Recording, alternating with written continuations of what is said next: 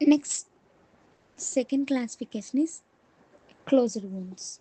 In closed wounds, there are the three types: contusion, hematoma, third one is crush injury. Closed wound. A closed wound is an injury where the skin remains intact but underlying tissue are damaged. Unlike open wounds, closed wounds do not expose the injury area to the external environment. Example, bruises and some crush injury. So closed wound అంటే ఏంటి? Closed wound అంటే ఏంటంటే skin మీద damage అయినా కూడా మనకి skin అనేది rupture అయినట్టు కనిపిస్తుంది కానీ పై భాగాన్ని మనకి చూపించదు. అంటే ఏంటి అంటే ఇప్పుడు ఎగ్జాంపుల్గా ఓపెన్ వూండ్కి వచ్చేసరికి ఏంటంటే స్కిన్ అనేది బ్లీడ్ ఎంత అవుతుందో అవన్నీ కూడా మనకి కొన్నిసార్లు ఎక్స్పోజ్ అవుతుంది, కొన్నిసార్లు అవ్వదు. కానీ క్లోజ్డ్ వూండ్కి వచ్చేసరికి ఏంటి అంటే స్కిన్ అనేది కూడా రప్చర్ అవుతుంది కానీ మనకి అది టిష్యూ డ్యామేజ్ ఒకటే మనకి చూపిస్తూ ఉంటుంది. సో కొన్నిసార్లు ఓపెన్ వూండ్, క్లోజ్డ్ వూండ్ అనేది మనకి ఇంజురీ అనేది బయటికి కనిపించదు. లోపల ఏమవుతుందంటే కొంత క్రష్ ఇంజురీస్ కానీ కనిపిస్తూ ఉంటాయి. So contusion. Contusion is also known as bruise. Is a type of wound caused by a blunt force impact that damage underlying blood vessels and tissue without breaking the skin. The leaked blood creates a visible discoloration under the skin, ranging from color red to purple to blue, black, or even yellow, and its heal. While the contusion does not typically involve a break in the skin, it can be painful and may limit movement due to swelling and tenderness. కాంట్యూషన్ అంటే ఏంటి? కాంట్యూషన్ అంటే దాని యొక్క ఇంకొక పేరు ఏమని పిలుస్తారంటే Bruce అంటే గాయం అవడం. ఈ కాంట్యూషన్ అనేది ఏంటి అంటే ఏదైనా ఒక బ్లంట్ ఫోర్స్ వల్ల మనకి స్కిన్ మీద డ్యామేజ్ వస్తూ ఉంటుంది. అంటే స్కిన్ మీద డ్యామేజ్ అనేది ఏంటంటే ఇప్పుడు బ్లడ్ విజిల్స్ మీద లేదంటే టిష్యూ మీద బ్రేకింగ్ లేకుండా స్కిన్ అనేది రప్చర్ అవుతూ ఉంటుంది. మనకి ఆ స్కిన్ అనేది కొన్ని కలర్లో చూపిస్తూ ఉంటుంది.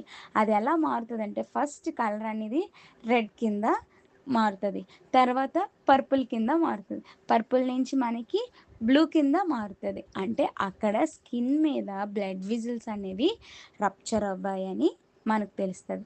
దాని తర్వాత బ్లూ కింద కన్వర్ట్ అయిన తర్వాత వెంటనే బ్లాక్ కింద కన్వర్ట్ అవుతుంది. బ్లాక్ నుంచి ఎప్పుడైతే ఎల్లో కింద మనకి కలర్ అనేది చూపిస్తుందో అక్కడ మనకి ఏం తెలుస్తుందంటే అక్కడ హీలింగ్ అనేది జరుగుతుందని చూపిస్తుంది. కానీ ఈ కాంట్యూషన్కి వచ్చేసరికి ఏంటంటే ఏదైతే గాయం ఉంటుందో ఆ గాయం వచ్చేసరికి మన యొక్క స్కిన్ అనేది బ్రేకింగ్ అనేది చూపించదు. లోపల ఎలా కనిపిస్తుంది అంటే కమిలిపోయినట్టుగా కనిపిస్తుంది. ఆల్రెడీ నేను మీకు పిక్చర్ పెట్టాను, అలా కనిపిస్తూ ఉంటుంది, కమిలిపోయినట్టు కనిపిస్తుంది.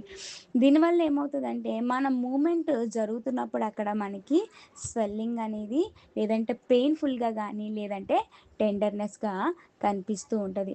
అది contusion. Next one is haematoma.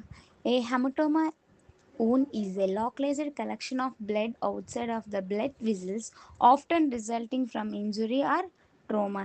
It can appear like swollen, discolored, painful, hard, and tenderness mass. So then we have to give treatment. So haematoma అంటే ఏంటి? హెమటోమా అంటే ఏంటి అంటే ఇది ఒక లోకలైజ్డ్ కలెక్షన్. అంటే మన యొక్క బ్లడ్ విజిల్స్ ఉంటాయి కదా, బ్లడ్ విజిల్స్ యొక్క అవుట్ సైడ్ మనకి ఎలా కనిపిస్తుంది అంటే ఇంజురీ లేదా ట్రామా కింద కనిపిస్తుంది.